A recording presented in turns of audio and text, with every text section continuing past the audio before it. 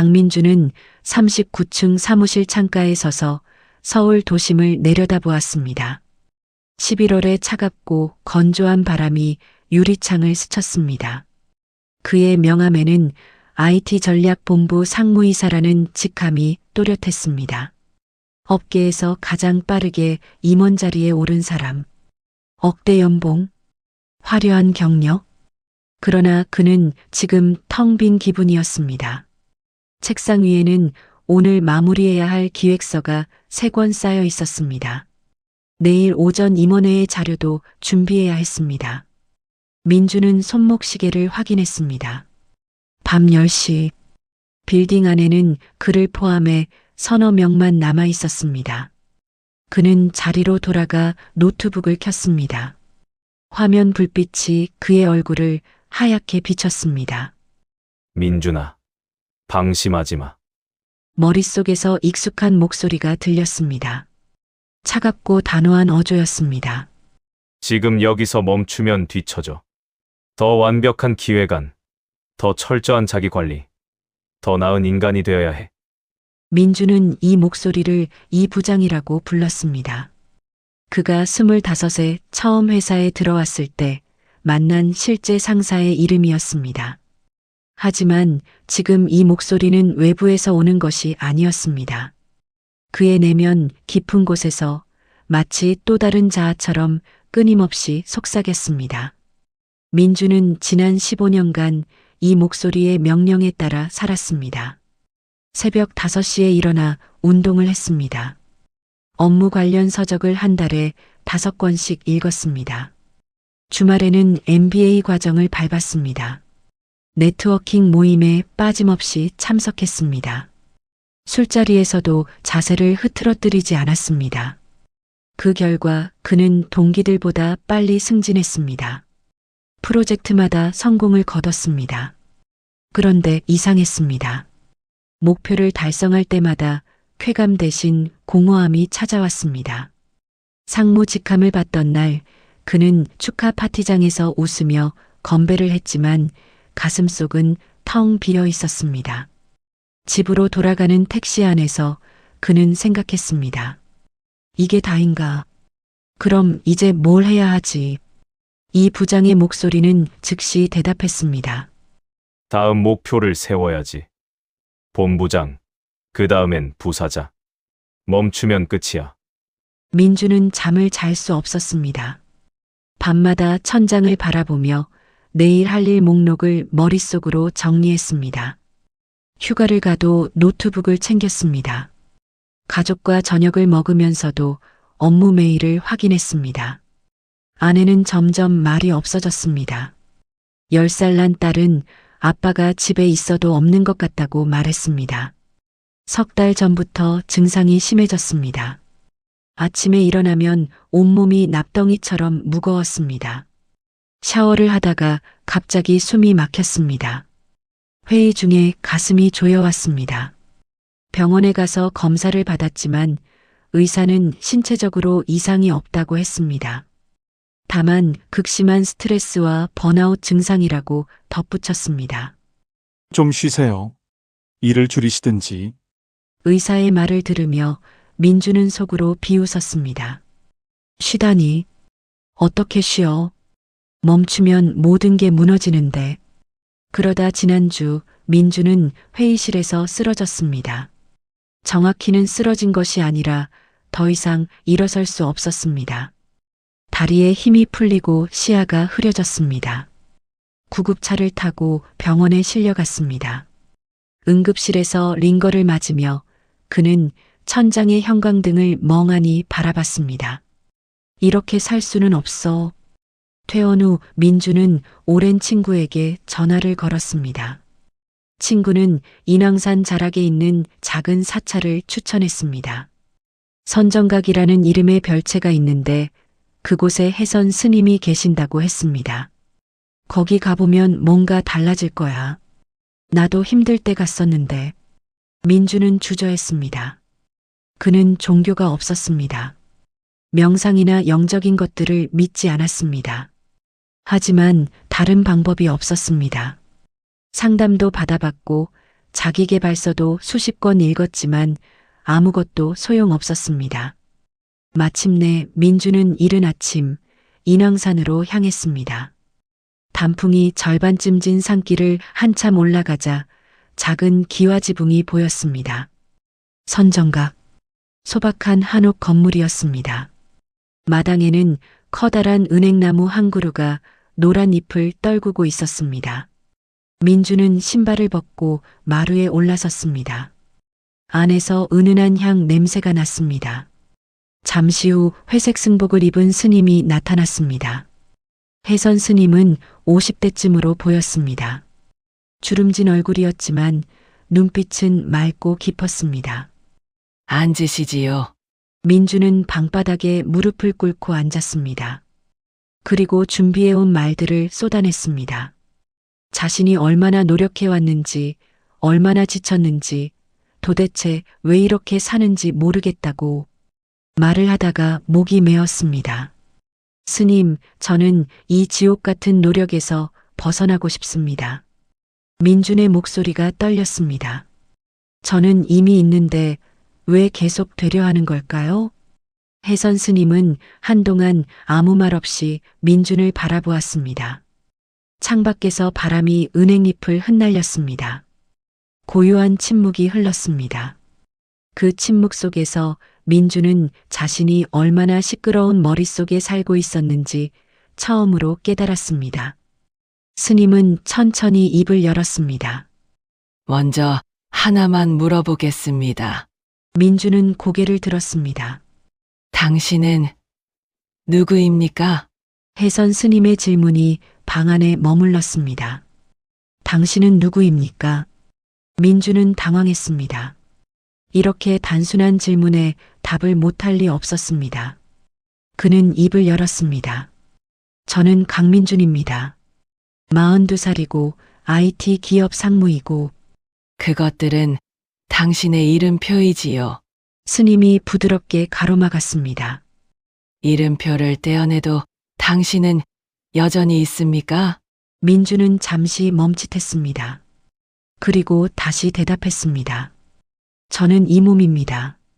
이 몸과 생각, 감정들이 저를 만듭니다.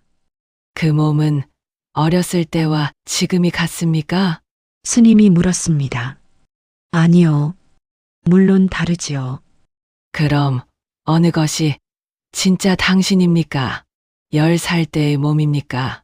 지금의 몸입니까? 민주는 답하려다 말았습니다. 스님의 눈빛이 깊었습니다. 생각도 마찬가지입니다.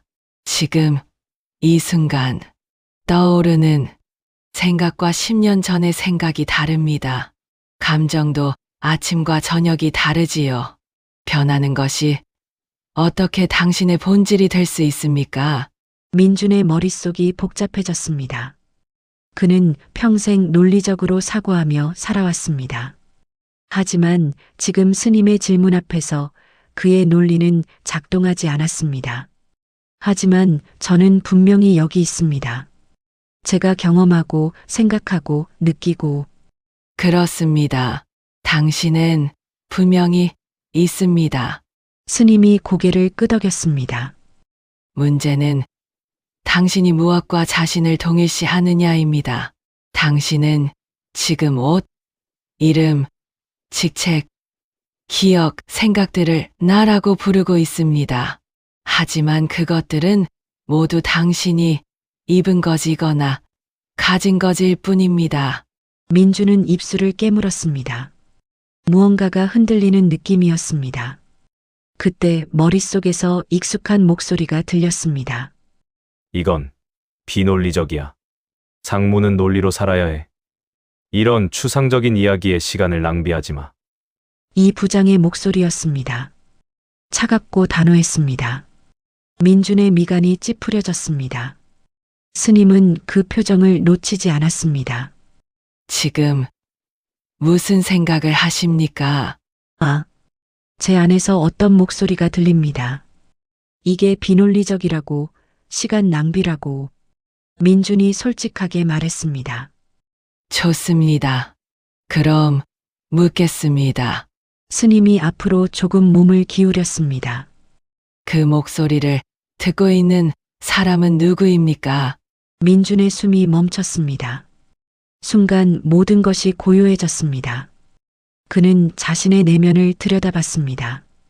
생각이 일어났습니다. 그리고 그 생각을 관찰하는 무언가가 있었습니다. 불안이 일어났습니다. 그리고 그 불안을 느끼는 무언가가 있었습니다. 당신은 지금 생각을 보고 있습니다. 스님이 조용히 말했습니다. 생각을 볼 수 있다면 당신은 생각이 아닙니다. 감정을 느낄 수 있다면 당신은 감정이 아닙니다.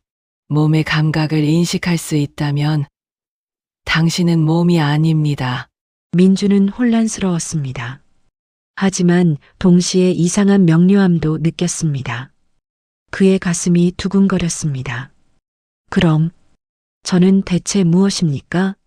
그것을 알아보는 것이 우리가 할 일입니다. 스님이 미소 지었습니다. 지금 당장은 한 가지만 해봅시다. 눈을 감으십시오. 민주는 눈을 감았습니다. 방 안이 고요했습니다. 멀리서 새소리가 들렸습니다. 이제 모든 이름표를 벗겨봅시다. 당신은 강민준이 아닙니다. 상무도 아닙니다. 아버지도 남편도 아닙니다. 한국인도 42살도 아닙니다. 스님의 목소리가 부드럽게 안내했습니다. 성공도 실패도 불안도 목표도 모두 내려놓으십시오. 과거의 기억도 미래의 계획도 잠시 접어두십시오. 민주는 하나씩 내려놓으려 했습니다. 하지만 쉽지 않았습니다. 직책을 생각하지 않으려 하면 회사가 떠올랐습니다. 회사를 지우려 하면 프로젝트가 떠올랐습니다. 그의 이마에 땀이 맺혔습니다. 안 돼. 통제할 수 없어. 생각이 계속 일어나. 그때 이 부장의 목소리가 더 크게 들렸습니다. 봐. 이것도 내가 잘 못하잖아. 명상조차 제대로 못해. 역시 너는 부족해. 민준의 얼굴이 일그러졌습니다. 그는 눈을 떴습니다. 안 됩니다, 스님. 저는 생각을 멈출 수가 없습니다. 계속 떠오릅니다. 그리고 제 안에서 저를 비난하는 목소리가 생각을 멈추려 하지 마십시오. 스님이 차분하게 말했습니다. 생각을 멈추는 것이 목표가 아닙니다. 생각이 일어나는 것을 그저 바라보는 것입니다. 구름이 하늘을 지나가듯 생각도 당신 안을 지나갑니다. 하늘은 구름에 붙들리지 않지요. 민주는 다시 눈을 감았습니다. 이번에는 생각을 없애려 하지 않았습니다. 그냥 바라봤습니다. 내일 회의 준비 안 했는데 라는 생각이 떠올랐습니다. 그는 그 생각을 구름처럼 바라봤습니다. 생각이 지나갔습니다. 이게 맞나라는 의심이 왔습니다. 그것도 바라봤습니다. 그렇게 한참을 앉아 있었습니다. 시간이 얼마나 흘렀는지 알 수 없었습니다.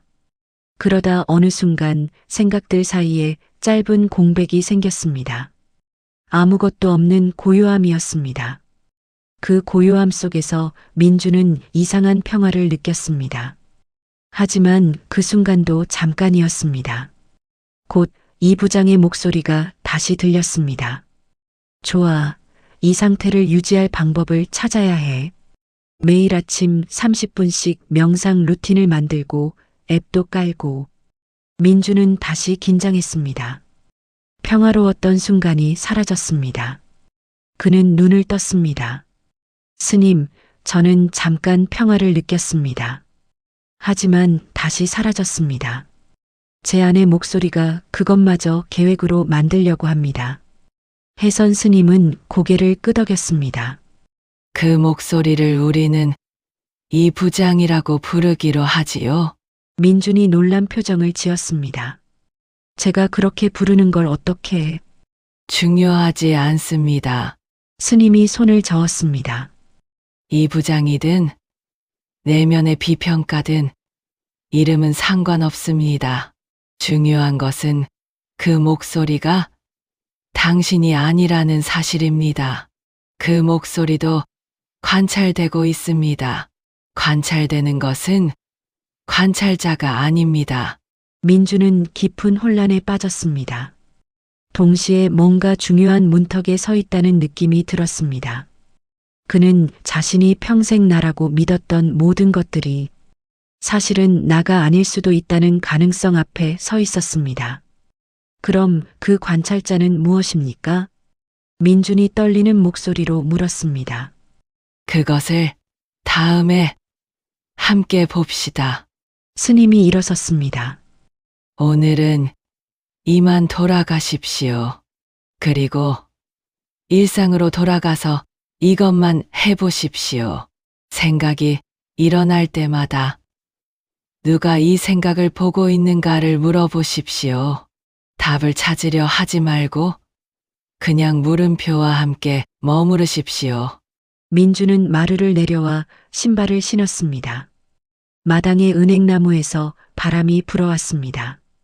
그는 산길을 내려가며 계속 생각했습니다. 나는 누구인가? 나는 정말 누구인가? 답은 없었습니다.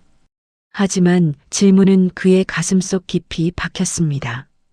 민주는 일주일 동안 스님의 숙제를 해보려 애썼습니다. 하지만 실패의 연속이었습니다. 월요일 아침 출근길 지하철에서 그는 눈을 감고 물었습니다. 누가 이 생각을 보고 있는가? 하지만 곧바로 이 부장의 목소리가 끼어들었습니다. 오늘 발표 자료 완벽하게 준비했어. 실수하면 끝이야. 민주는 긴장했습니다.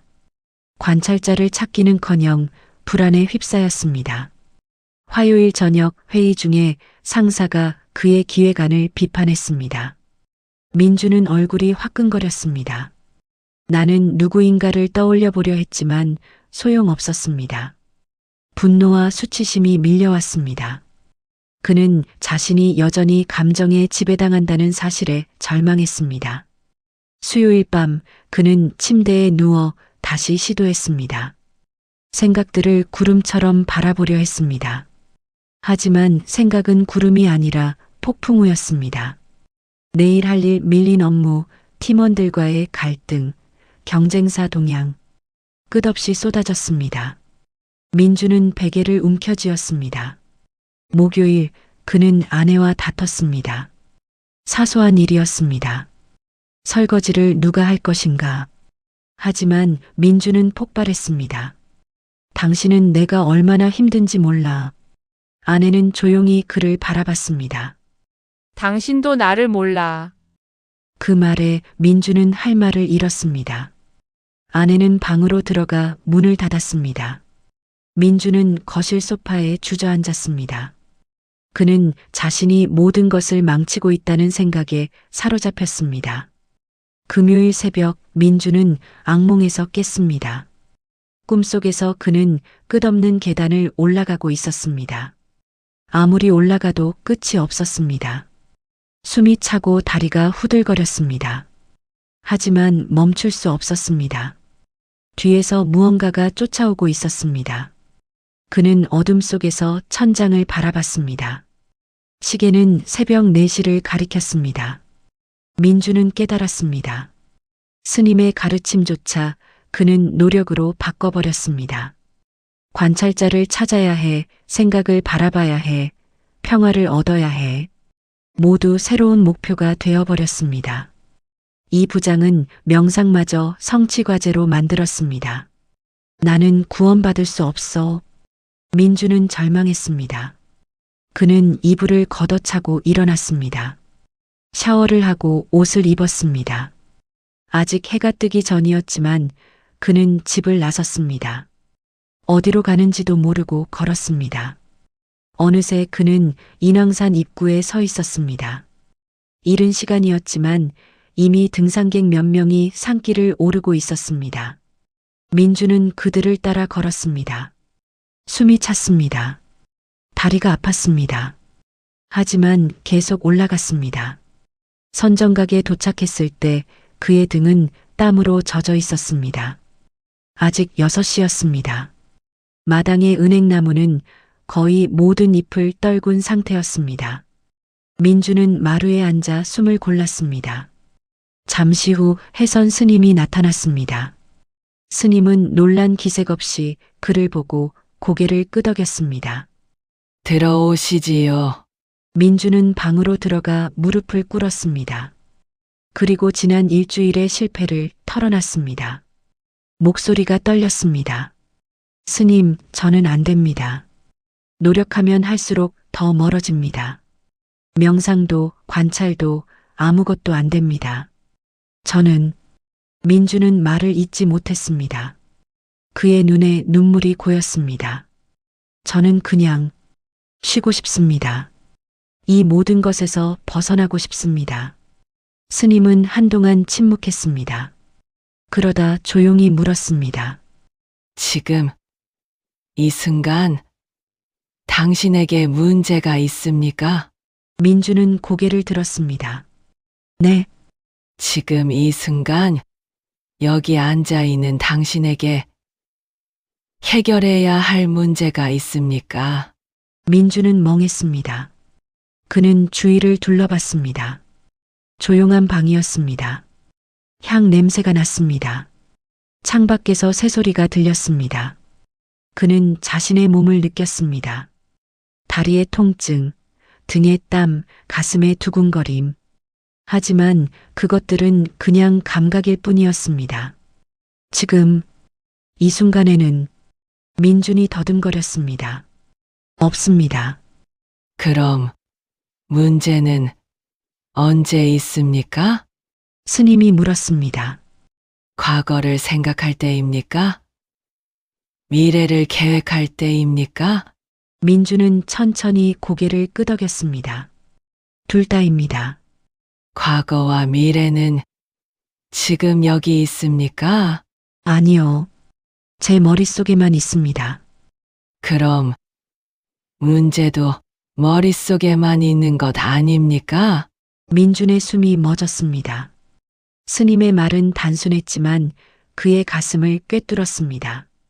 이제 이것을 해봅시다. 스님이 말했습니다. 눈을 감으십시오.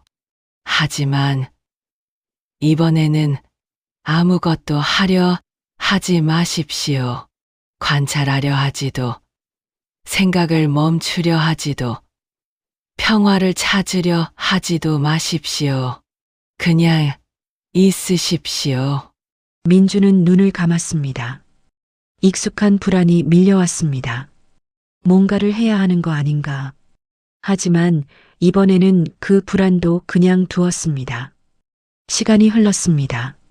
생각들이 왔다 갔습니다. 회사, 아내, 실패, 노력. 민주는 그것들과 싸우지 않았습니다. 그냥 있었습니다. 그러자 이상한 일이 일어났습니다.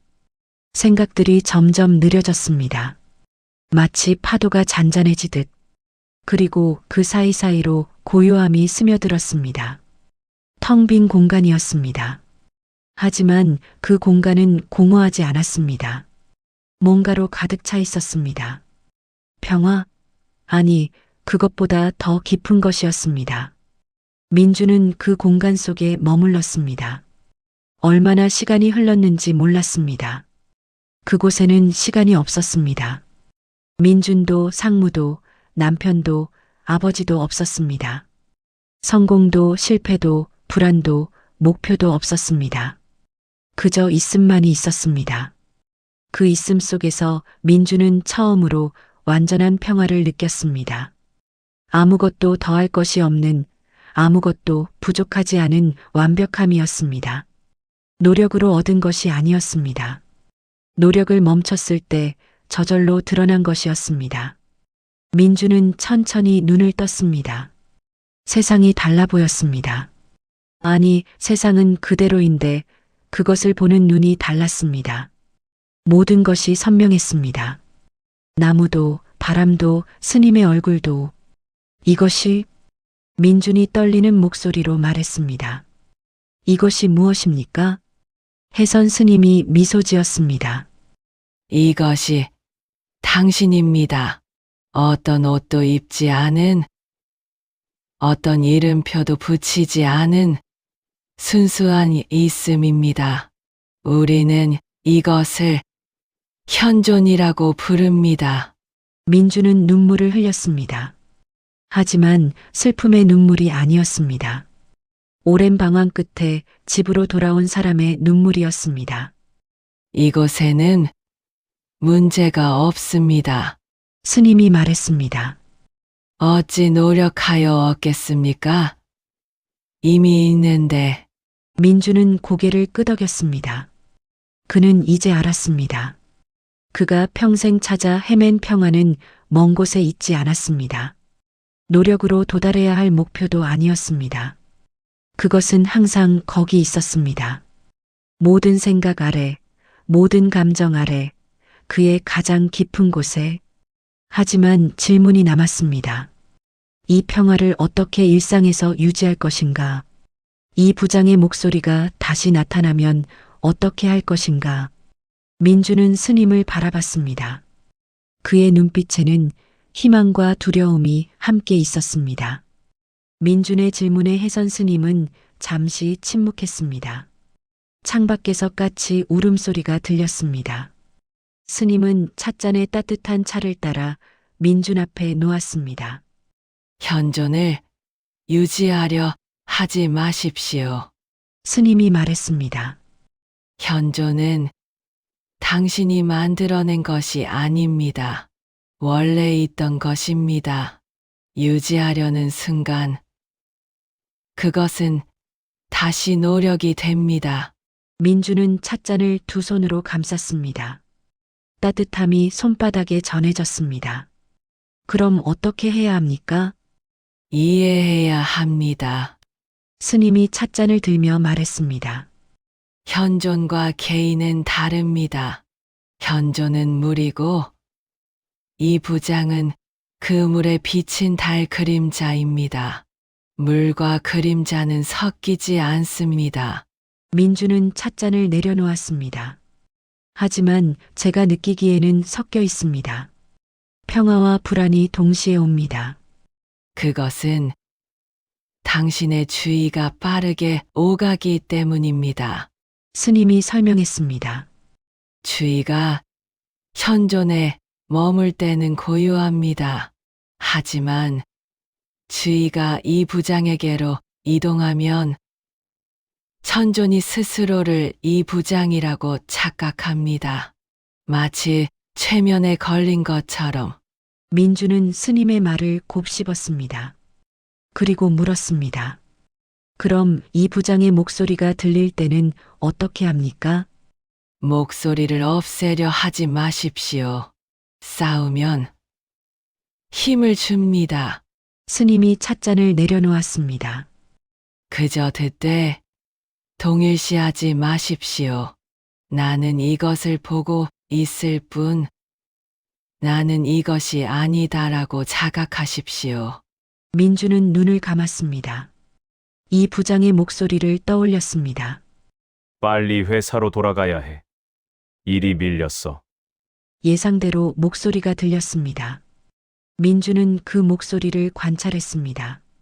목소리는 계속 말했습니다. 하지만 민주는 그것에 빨려들지 않았습니다. 이것은 생각일 뿐이야. 나는 이것을 듣고 있어. 신기하게도 목소리가 힘을 잃었습니다. 여전히 들렸지만 더 이상 그를 지배하지 못했습니다. 민주는 눈을 떴습니다. 스님, 조금 이해가 됩니다. 하지만 일상으로 돌아가면 다시 잊어버릴 것 같습니다. 그럴 것입니다. 스님이 고개를 끄덕였습니다. 처음에는 자주 잊어버립니다. 그때마다 다시 돌아오면 됩니다. 1000번 잊으면 1000번 돌아오십시오. 그것이 수행입니다. 민주는 깊은 숨을 들이쉬었습니다. 그는 완벽한 해답을 기대했습니다. 단번에 모든 것을 해결할 방법을. 하지만 스님은 그런 것을 주지 않았습니다. 대신 길을 보여줬습니다. 하나만 더 기억하십시오. 스님이 말했습니다. 모든 문제는 개인적입니다. 현존에는 문제가 없습니다. 당신이 나는 상무다. 나는 실패자다. 나는 불안하다라고 믿을 때 그 믿음이 문제를 만듭니다. 그럼 저는 상무가 아닙니까? 민준이 물었습니다. 상무는 당신이 하는 역할입니다. 당신의 본질이 아닙니다. 스님이 미소 지었습니다. 배우가 무대에서 왕을 연기한다고 자신이 진짜 왕이라고 믿습니까? 연극이 끝나면 왕의 옷을 벗고 집으로 돌아갑니다. 당신도 마찬가지입니다. 상무라는 역할을 하되 그것이 당신의 전부라고 착각하지 마십시오. 민주는 그 말에 깊이 공감했습니다. 그는 평생 역할과 자신을 동일시했습니다. 상무로서 성공하지 못하면 자신이 무가치하다고 믿었습니다. 하지만 이제 그것이 착각임을 알았습니다. 민주는 스님에게 절을 올렸습니다. 감사합니다, 스님. 천천히 가십시오. 스님이 그를 배웅했습니다. 민주는 산을 내려갔습니다. 하늘이 맑았습니다. 낙엽이 바람에 굴러갔습니다. 그는 걸으며 계속 자각했습니다. 나는 지금 걷고 있다. 나는 이 몸을 보고 있다. 나는 이 생각을 듣고 있다. 회사에 복귀한 첫날, 민주는 긴장했습니다. 책상에는 밀린 서류가 쌓여 있었습니다. 메일함에는 읽지 않은 메일이 200통이 넘었습니다. 이 부장의 목소리가 즉시 들렸습니다. 봐. 이게 내가 쉬었던 대가야. 이제 밤 새워야 할 거야. 민주는 멈췄습니다. 숨을 고르고 그 목소리를 관찰했습니다.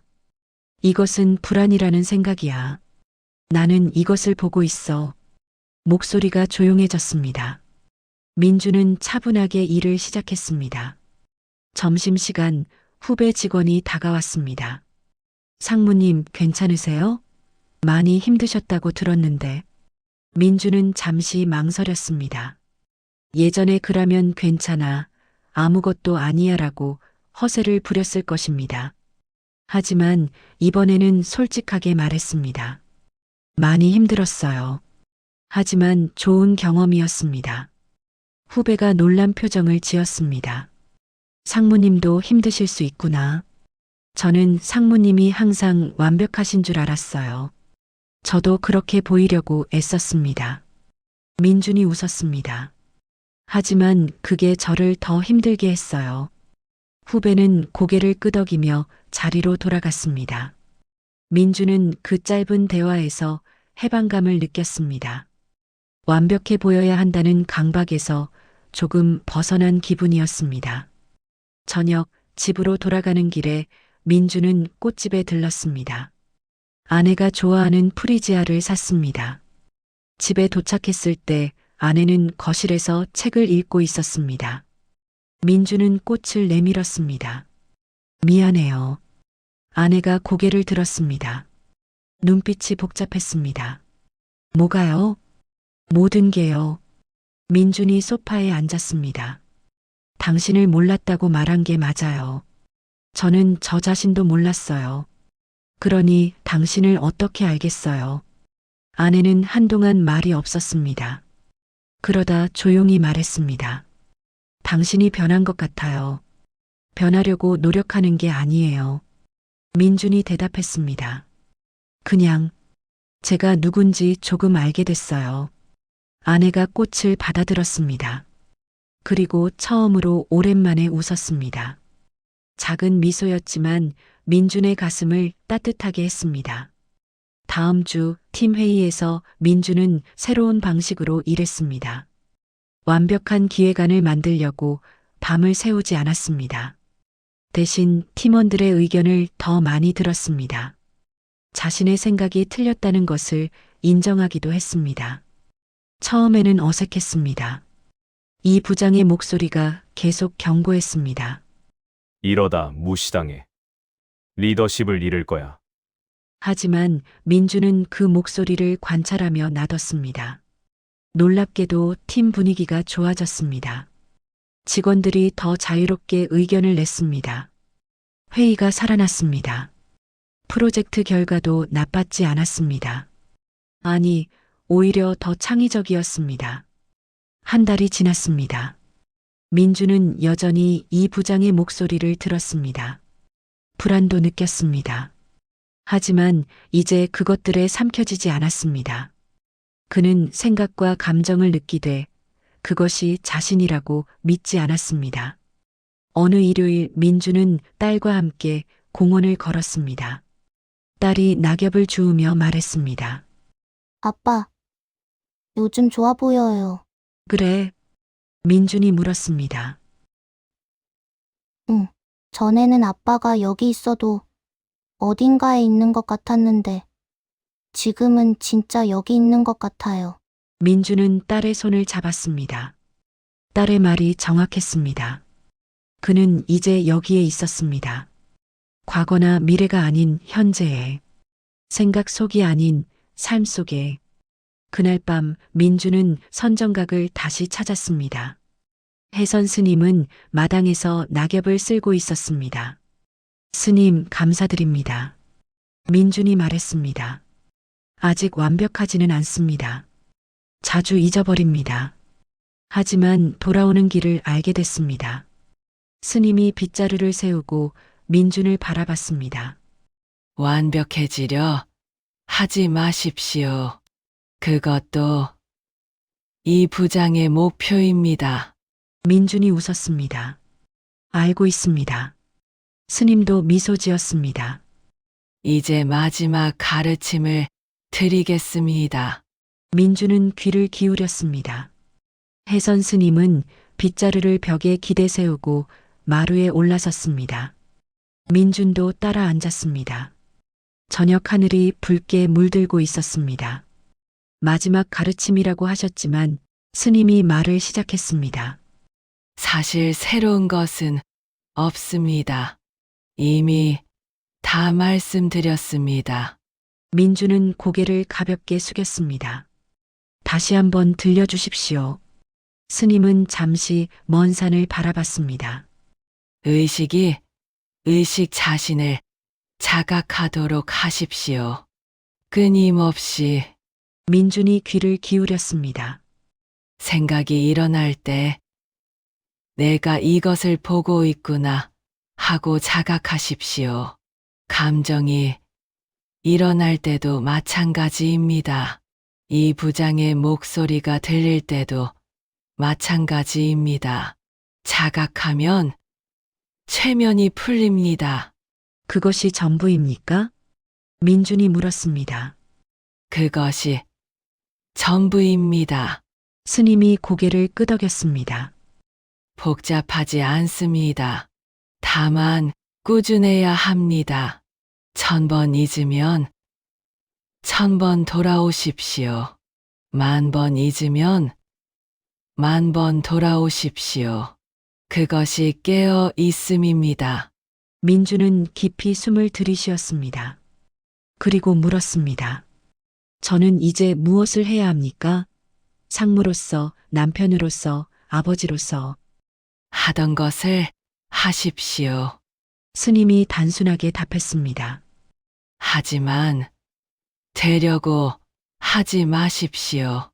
이미 완전한 존재로서 하십시오. 노력이 아니라 천존에서 나오는 명료함으로 하십시오. 민주는 그 말의 의미를 곱씹었습니다.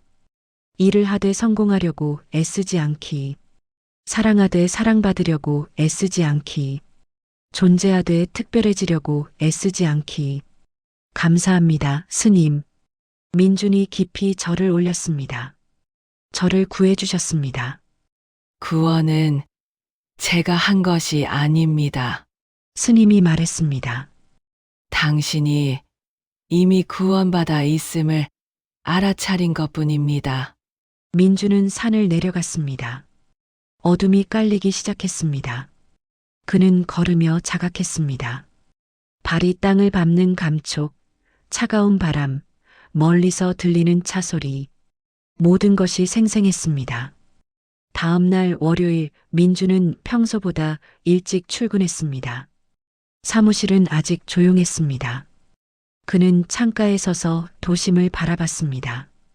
2달 전 이 자리에서 그는 공허함에 시달렸습니다. 하지만 지금은 달랐습니다. 같은 풍경이었지만 보는 사람이 달랐습니다. 이 부장의 목소리가 들렸습니다. 오늘도 할 일이 많아. 집중해야 해. 민주는 멈췄습니다. 그리고 자각했습니다. 나는 이 생각을 듣고 있구나. 목소리가 힘을 잃었습니다. 민주는 미소 지었습니다. 좋은 아침이야, 이 부장. 그가 속으로 말했습니다. 너도 나를 지키려고 애쓰는 거겠지. 하지만 이제 괜찮아. 나는 지킬 필요가 없어. 이미 완전하니까. 오전 회의에서 부사장이 민준의 프로젝트를 칭찬했습니다. 예전에 민준이라면 우쭐했을 것입니다. 그리고 다음 프로젝트는 더 완벽해야 한다고 자신을 몰아붙였을 것입니다.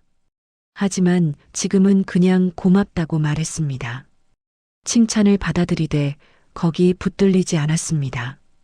점심시간 민주는 후배들과 식사를 했습니다. 대화가 편안했습니다. 그는 조언을 하되 가르치려 하지 않았습니다. 들어주되 판단하지 않았습니다. 후배 한 명이 말했습니다. 상무님, 요즘 편해 보이세요. 전에는 좀 무서웠는데. 민준이 웃었습니다.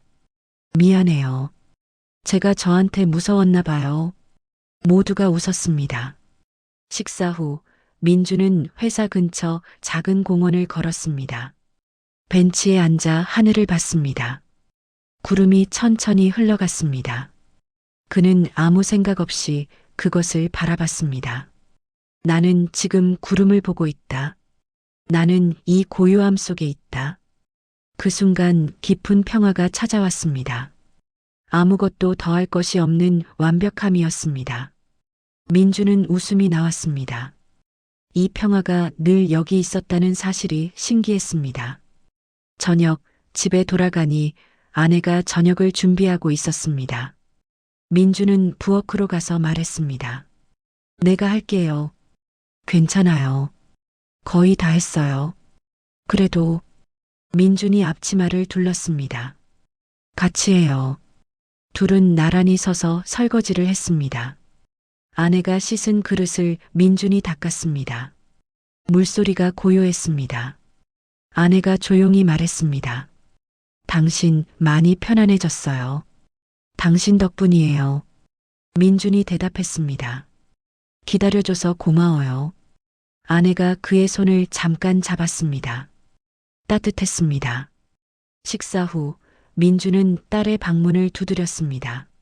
들어와요, 아빠. 딸은 숙제를 하고 있었습니다. 민주는 침대 끝에 앉았습니다. 숙제 많아?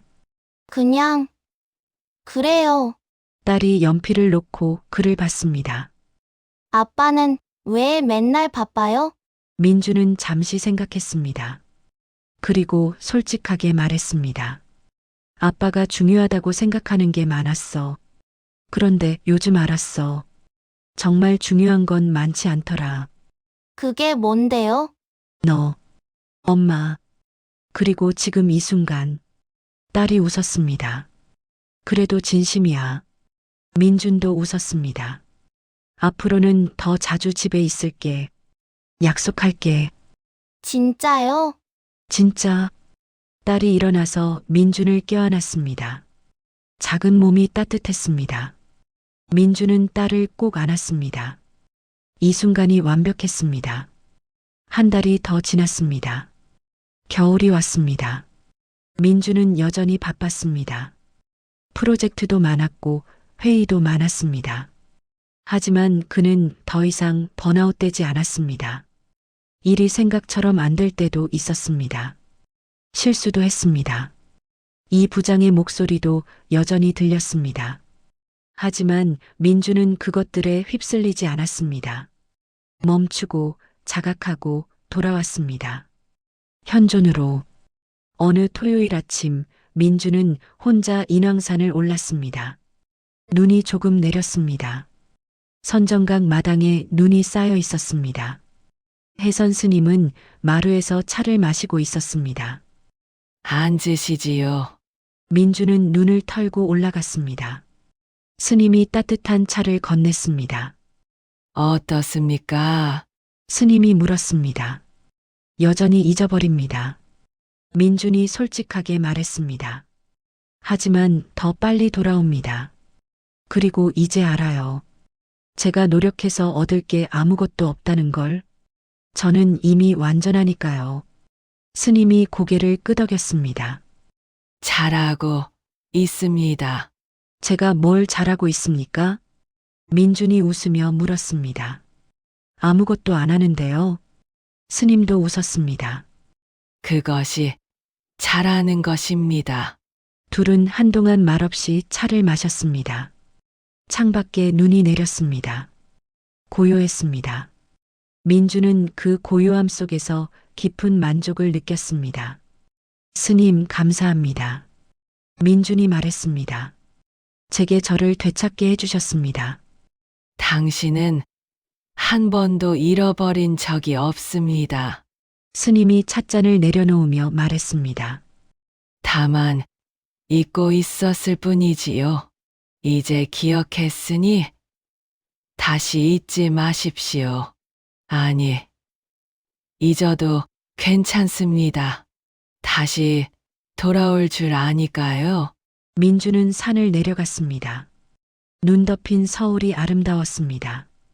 그는 천천히 걸으며 자각했습니다. 발자국 소리, 차가운 공기, 가슴 속 따뜻함. 그는 더 이상 성공을 향해 달리는 상무가 아니었습니다. 완벽해지려고 애쓰는 사람도 아니었습니다. 그는 그냥 살았습니다. 현존 속에서, 지금 이 순간 속에서. 강민주는 이제 알았습니다. 그가 평생 찾던 것은 멀리 있지 않았습니다. 항상 그의 가장 깊은 곳에 있었습니다.